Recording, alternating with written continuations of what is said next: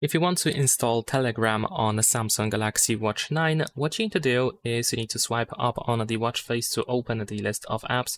And then in here, you want to go to the Play Store. Now, once you open the Play Store, then here at the top, you will find this search button, so we can use it. Then we can tap on this field that we have in here to start searching. And you can type Telegram. There we go. And then we can use the search option. And now we have the Telegram app. You can use the install button in here, or you can tap on the app to find the install button in this place.